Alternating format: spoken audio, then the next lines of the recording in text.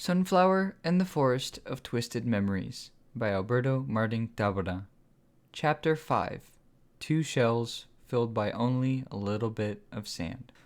Sunflower and I returned to her hut. She took a long shower while I laid in the bed. All I could do was contemplate everything. Was I stuck here with Sunflower? Or were we both stuck here with that Jonathan? I feared what would happen if he found us both again. An event that was sure to repeat itself. He was always going to be in the area. I felt kind of traumatized having to watch Sunflower nearly die in my arms. What did Jonathan want from her? Why did he need her so bad? What was so special about Sunflower that he would nearly kill her to get her to go with him? That monster clearly shares no feelings for her, but he likely notices her talent and strength. What could he want with that? I sat up on the bed. Sunflower said something about him being a mining tycoon, and that he used slaves. Does he just want Sunflower there to move rocks for him? I didn't get it at all. I couldn't wrap my head around it. Did he not have enough people?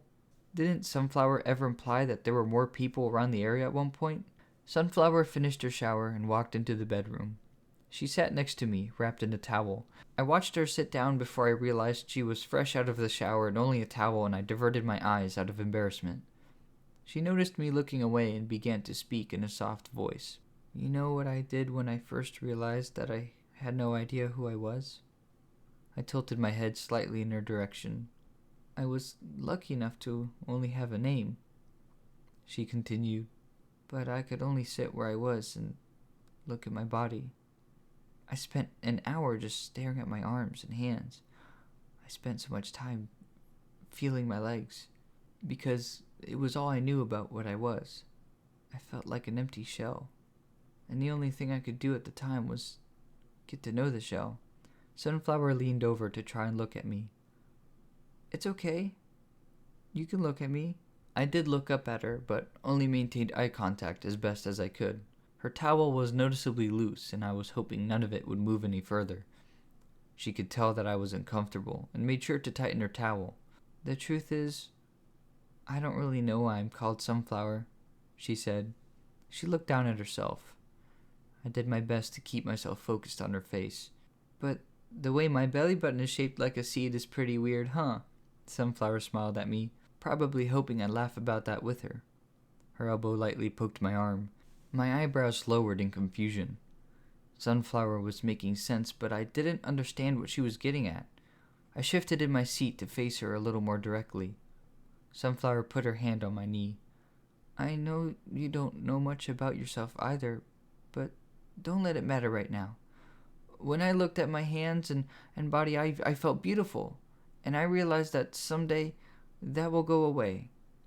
I felt like it was best to love what I got in the moment, and it gave me comfort. It makes me think that if I ever get back knowledge about who I used to be, I'll never take it for granted. I learned to just enjoy what life gave me, even if it took something important away. Even if I could ever regain my memories about who I really was or where I came from. I took the opportunity to find out how to keep loving myself and others around me who were going through the same thing. I put my hand over hers. Why are you telling me all this? I gave her a puzzled look, with an eyebrow raised and everything. Her towel shifted again, and I awkwardly glanced at it before locking my eyes to hers again. You know, I don't care what you see of me, Sunflower replied with a smile. Are you some kind of nudist or something? I asked bluntly. Oh, God, no, Sunflower scoffed. Only for myself, she winked. I looked at her with a worried look. This girl was really strange, and I felt like she was only getting weirder. This came out of nowhere. Was it the trauma of what happened? Or is she just like this? I want you to know it's okay. I want you to feel safe and comfortable around me, Sunflower assured me. I've only known you for a couple of days, I told her. I know, but we're together, and I just want us to be comfortable with each other. I just want you to be comfortable with me is all, Sunflower said. I want you to like me. I am comfortable with you already, I replied. I do like you. I don't need to see the entirety of, you to like you, or be comfortable with you. Sunflower stood up. That's all I have about who I am, she sounded peeved. That's not true, I responded angrily. I let things calm down for a moment as tension rose. Look, I began. I think you're pretty. I'll give you that. But I like who you are more. It doesn't matter to me what you look like. You may not have your old self in what you call a shell, but you have built a new and good person inside. You are so talented and strong. You built this whole hut by yourself. You make wooden toys and sculptures. You read fun books and you are funny. You are an honesty so strange. But I'm glad that out of anyone here who could have found me on that beach, it was you. And it's not because you're a woman, okay? It's because you were genuinely nice to me. Sunflower looked at me like she felt dumb. Is it weird that I just want someone else to see what I find beautiful the same way I do? No. That's not what I'm saying. You are beautiful on the outside, but you have to let the inside count too, I told her. Even if everything isn't in its place, I'm sure with your memories, you'd still be the same person. Sunflower sat back down. I'm sorry. I'm just shaken up by this whole thing with Jonathan. Sunflower put the palm of her hand to her forehead. She looked away from me, feeling embarrassed. It's okay. These are confusing times, I told her. I had no idea if that would even comfort her, but it was, well, worth a try. I tried to think about a way to change the topic of conversation. Hey, Sunflower, when you say you want me to like you, what do you mean by that? I nervously asked. What do you mean? She said, confused. Like, do you want me to like you, or do you want me to love you? I felt the need to be as straightforward as possible. I felt myself sweat. Sunflower grinned. She tucked her hair behind her ear. You said it yourself. We've only been around each other for 2 days. Sunflower's legs began to subtly kick. She looked down at the floor, still smiling. But I do like you. Not in that extreme of a way, but I need you to be around me, she confessed. I felt relieved. I liked her as much as she said she liked me. I was hoping she wasn't expecting more about the way I felt about her. The way she talked about wanting to be liked confused me, and I had no idea in what way she expected me to feel about her. I'm glad it seemed that we agreed to just be friends. Yet in the back of my mind, a small part of me was open to being more down the line. I had no idea where all this came from. I said it myself, I barely knew Sunflower. Why would I even be thinking about opening up to feelings? I had never met her before. I shut those thoughts away and stuck to being happy about clearing up the situation. I was happy I wasn't going through this whole thing alone. Sunflower's strange, funny, odd, but she makes a great pal. She needed me to be hers in return. Sunflower went back to the bathroom to change back into her clothes. She came back into the bedroom with a shorter dress similar in color to the previous one. The same belt around her waist, and wrapped around her legs were fuzzy leg warmers. It looked so tacky and weird, but to each their own, I guess. Sunflower sat next to me again. She leaned over and hugged me. It was a friendly, slightly awkward hug, but it was comforting. Night came and passed, and the morning came. Sunflower and I had breakfast. We were mostly quiet, taking in the leftover feelings of what happened yesterday. Just as we were cleaning up from breakfast, a knock came from the door. Both I and Sunflower were startled. Sunflower jolted and went up to the door. Hello? She asked before opening the door. Sunflower, it's me, Eric. I need to show you something. Eric? Sunflower quickly got the door open. What is it? My sisters came to me. They say they saw Jonathan go to your library. Eric relayed the news. Is he there now? Sunflower asked. She sounded rightfully worried. No. I saw him walk back to his facility before Eve and Leah came to me about it, Eric informed me. He also sounded worried.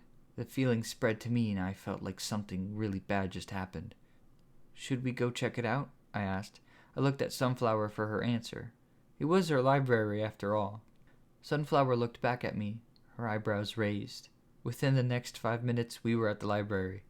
Nothing seemed to be damaged or moved. Eric spoke some incantation. A special layer of dust across the floor began to glow pink. Some of it raised up from the ground and created Jonathan's silhouette. The silhouette showed him walking into the room and just standing there. "He was here all right," Eric said. His sisters were with us, and they walked up to the silhouette. Eve started. "He's just standing there," Leah finished. Sunflower stepped forward. "I don't understand. Did he walk into my library just to stare at it?" The silhouette began to move. Jonathan's head looked up. Everyone else looked up with him. He was right under the chandelier. Jonathan's silhouette reached up and touched the bottom of it. His arm came back down with the silhouette of something in his hand. We all looked up at the chandelier as Jonathan's silhouette walked out of the room and the dust fell back to the floor, the glow from each particle fading away. There was something missing off the chandelier, a piece missing from the tip of it. "What did he take?" I asked. "I don't know. Something off the chandelier," Eric stated the obvious. Eve and Leah looked at each other. "What an odd find! Something hidden within the chandelier." Sunflower folded her arms. She looked so upset. "More than I've seen her be. It doesn't matter now," she stated angrily. "He took whatever he needed and left my library alone. He can have whatever it was as long as it isn't me." "I tried to talk to him. I tried to make another deal," Eric said. His voice sounded flat and devoid of hope. "Maybe you didn't talk to him enough," Sunflower scolded him. "You can't reason with a monster," Eric snapped back. "I tried to win all of our freedom, but you know what he said? He said, 'Ask me again, and you'll all be handling a pickaxe for the next 10 years. That's what his response was. I can make deals with him, but I can't ask for anything greater than what I've already accomplished to negotiate." Sunflower stayed quiet. Her arms fell to her sides, and she began to walk out of the room. "Sunflower? Where are you going?" I followed behind her. "Sunflower, I'm sorry," Eric called back. "There's just no way. I don't know what to do about him." Even Leah followed us out into the hallway. Neither of them said a word and watched us walk to the entrance of the building. Sunflower didn't say a word and just kept on walking away from the building. I stayed quiet as well and kept up behind her. I didn't know where she was going, but I had no other idea in my mind on where to go. I felt obligated to watch over her and make sure she was okay. I wanted to ask, but I didn't want to push it. I knew she wasn't okay. I knew what was wrong. No question I would ask would entertain an answer that I didn't know. We kept walking through the overgrown landscape of the town. We walked past the kite field. There were no workers. The sky was overcast. A strong wind blew and the kites dangled in the air peacefully. I followed Sunflower all the way to the beach, the same beach she found me by. There was a small building with a tower structure overlooking the lake behind it. Beside the building were steep stairs that led down onto the sand itself. Sunflower stopped at the top of the stairs. Her hair danced in the wind. I stopped beside her for a moment as she looked out onto the lake. She took a deep breath in, held it, and exhaled. She began walking down the stairs, slowly, sluggishly, and in an almost depressing sort of way. She limped down the stairs like she just lost a fist fight. I followed her down until she walked over to where she found me and sat down in the sand. I sat down with her. For several minutes we simply sat there and listened to the waves crashing onto nearby rocks. I watched as the water drove in and ran out around the same pieces of wood I woke up with. After a while of sitting in silence, Sunflower finally spoke. "I've made so many small wooden boats," she said quietly. "I always wondered what it would take to build one that I could sail away in." I pondered on what she said and gave an answer. "You built your hut by yourself. A boat is different." Sunflower dug her head into her arms as she had them resting on her knees. "If only we could know how you got here. What kind of thing did you float in on?" "We can pick up the pieces together," I suggested. Sunflower looked up at me. "They're probably not stable enough for a boat anymore." "That's okay," I said. "I would strain every muscle in my body to help you build a new one." "You would?" Sunflower lowered her knees. Her feet shuffled through the sand. "I'm serious." I looked back out towards the lake. "I'll do whatever I did to get here in order to help you get out of here," Sunflower shifted herself closer to me. She hugged me again. "Is it okay if I call you my best friend?" she tearfully asked. "You are my best friend, Sunflower," I replied. I hugged her back tightly. End of chapter 5.